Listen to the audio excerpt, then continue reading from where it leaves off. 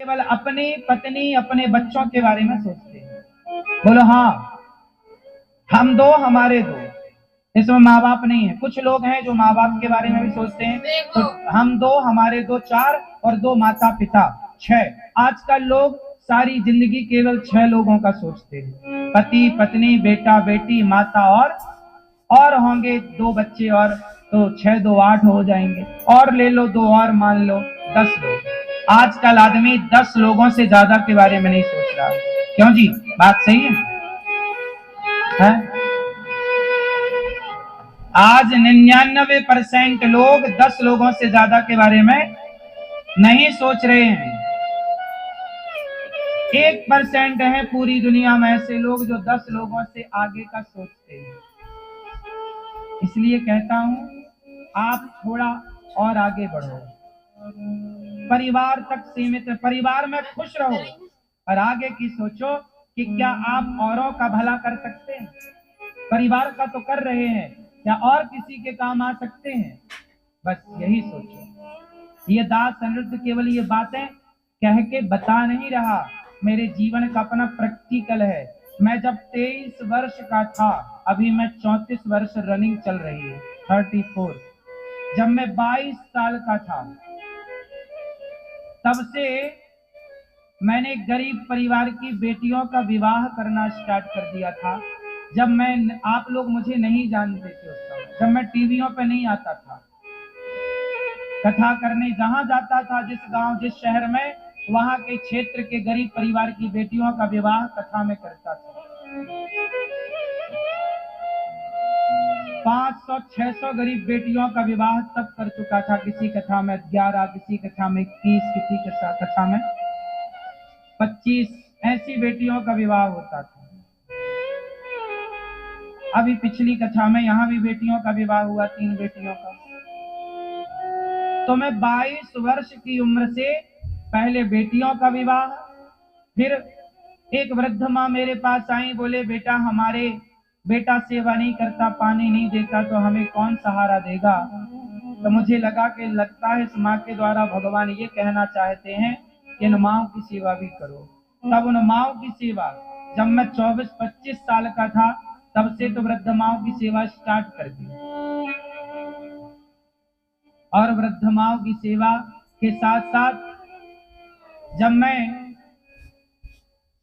29 वर्ष का हुआ, तब से मैंने, ये दास अनिरुद्ध ने गौरी गोपाल जी की अखंड रसोई स्टार्ट कर दी, और जिस रसोई में आज लगभग 30,000 लोग नित्य प्रसाद पा रहे हैं। कोई भी आओ, सबके लिए पेट भर भोजन मिल रहा है, हाँ या ना? तो 28-29 वर्ष की उम्र में मैंने ये सारी सेवाओं के कार्य शुरू कर दिए, धरा पे उतार दिए।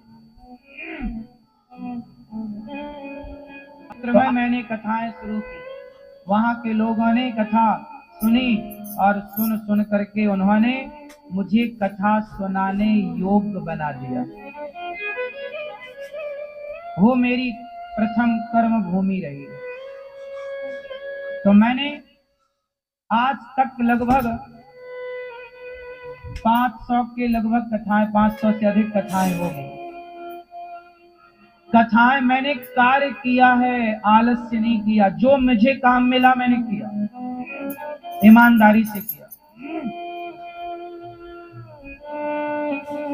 काम इतना करना पड़ता है मेरी माँ कि थाली रखी रखी इंतजार करती करती ठंडी हो जाती है, खाने का भी टाइम नहीं मिलता। सुबह से जो काम पर लगता हूँ, रात तक केवल कार्य है, काम। आप लोगों से प्रार्थना करूंगा, सफल होना है तो अपने काम से बहुत प्यार करो।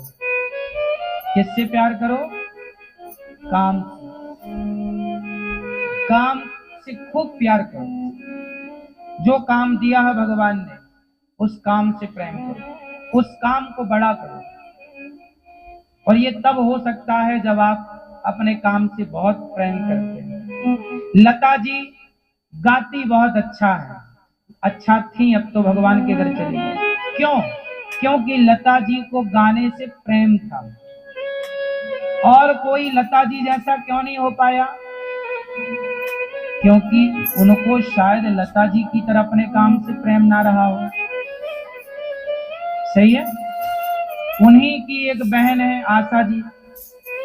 आशा जी भी बहुत अच्छा गाती हैं, लेकिन आशा जी और लता जी दोनों की जब तुलना की जाएगी तो लता जी है। क्यों? क्योंकि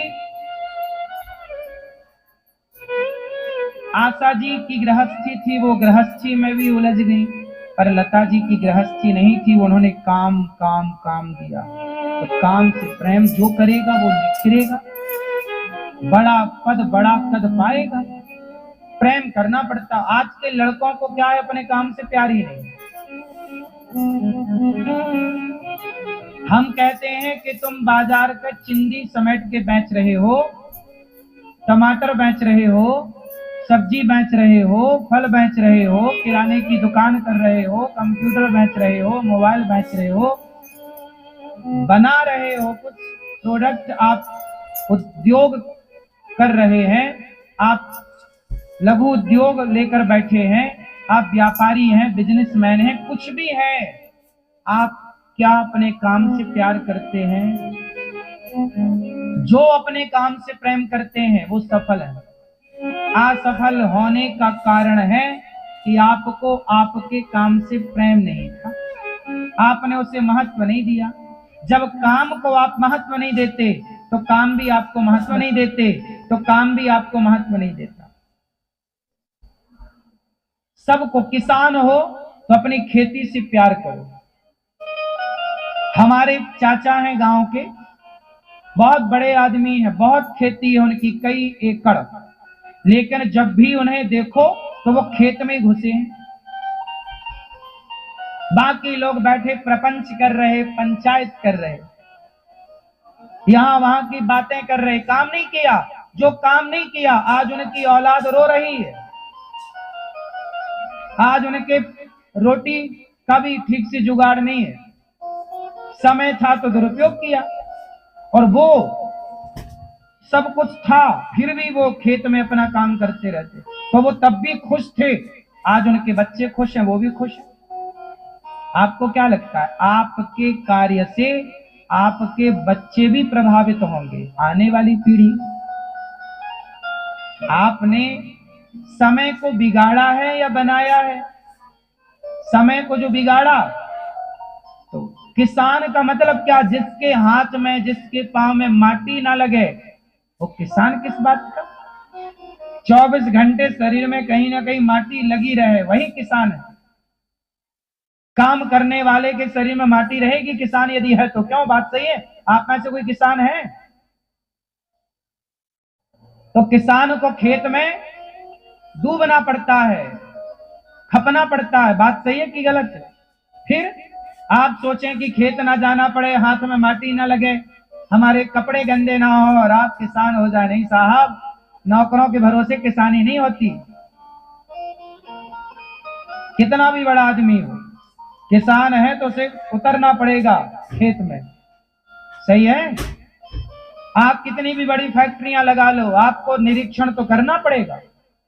नौकरों के भरोसे फैक्ट्रियां नहीं चलती, जो नौकरों के भरोसे थे सब बर्बाद हो चुके हैं। देखना पड़ता है साहब काम को। इसलिए मेहनत करने वाले, सबसे ज्यादा मेहनत कौन करता है? भगवान श्रीमन नारायण। सबसे ज्यादा मेहनत कौन करता है? भगवान नारायण। क्या मेहनत करते हैं? दुनिया बनाते हैं, चलाते हैं, संहार करते हैं, वही ब्रह्मा विष्णु प्रकट करते हैं। उन्हीं की 3 शक्तियां ब्रह्मा विष्णु कहलाती हैं, महेश कहलाती हैं। भगवान काम करते हैं तो लक्ष्मी जी उनके पांव दबाती हैं। जो काम करेगा, मेहनत करेगा, दिमाग से, शरीर से, लक्ष्मी उसके पास रहेंगी। जो करेगा नहीं, लक्ष्मी उसका। शिव पार्वती की एक परिक्रमा लगा ली तो पूरे ब्रह्मांड की परिक्रमा लगाने का उन्हें फल मिल गया। कार्तिकेय जी को गुस्सा आई और क्रोध में आकर कार्तिकेय जी ने एक छोटा सा प्रहार कर दिया गणेश जी के ऊपर। तो वो प्रहार जाकर गणेश जी के दांत में लगा, तो गणेश जी का एक दांत टूट गया। तब से उनका नाम पड़ा एकदंत। क्या नाम पड़ा? एक दंत दयावंत चार भुजाधारी, माथे सिंदूर सोहे। तो गणेश जी का नाम एक दंत। तो कार्तिकेय जी और गणेश जी के बीच में जो शर्त लगी तो गणेश जी जीत गए। तो गणेश जी ने माँ बाप की परिक्रमा की, तब से गणेश जी प्रथम पूज्य हो गए। कि गणेश जी जैसी बुद्धि किसी के पास नहीं है, इसलिए गणेश जी बुद्धि के अधिष्ठात्र बन गए, बुद्धि के देवता बन गए। गणेश जी किसके देवता हैं? जोर से। गणेश जी बुद्धि के देवता। जिसे बुद्धि चाहिए वो गणेश जी के पास जाए। गणेश जी बुद्धि के परम देवता हैं। अच्छा, गणेश जी का वाहन है चूहा। अब जरा यहाँ ध्यान से सुनिएगा, हमारे वेदों पुराणों ने, हमारे ऋषि मुनियों ने कितनी बढ़िया व्यवस्था की है। समझदार को इशारा काफी, ये सुना है ना आप लोगों ने। आप सब समझदार हैं इसलिए हम इशारे करते चलेंगे। देखो, गणेश जी बुद्धि है और गणेश जी का वाहन क्या है? चूहा। चूहा किसका प्रतीक है? चूहा किसका प्रतीक है? तर्क का। उतरता रहता है ना, कुछ भी मिल जाएगा चूहा को उतर देगा। चूहा तर्क का प्रतीक है। किसका प्रतीक है? तर्क। चूहा है तर्क और गणेश जी है बुद्धि। तो गणेश जी किसके ऊपर सवार है? बुद्धि के। गणेश जी किसके ऊपर सवार है? तर्क के ऊपर। बुद्धिमान वही हो सकता है जो तर्क पर सवार हो। तर्कमय बुद्धि श्रेष्ठ है। जो विद्वान होगा वह तर्क जरूर करेगा, तार्किक होगा। तर्क शास्त्र पढ़ते हैं ना हम लोग, तर्क शास्त्र है। तो बुद्धिमान व्यक्ति, देखो एक बच्चा होता है ना, बहुत सारे सवाल करता है। माँ भगवान है तो दिखाई क्यों नहीं पड़ते? माँ गणेश जी की सूंड लंबी क्यों है? माँ गणेश जी के कान बड़े बड़े क्यों हैं? ऐसा बच्चा पूछता है ना आपसे। तो ये बच्चा जो पूछ रहा है उसके पूछने को ही तर्क कहते हैं। वो तर्क करता है। जैसे तर्क है, गणेश जी के कान बड़े क्यों हैं? ये तर्क है। ये क्या है? ये मैं इनसे प्रश्न कर रहा हूं, मतलब मैं इनसे तर्क कर रहा हूं। यही है तर्क।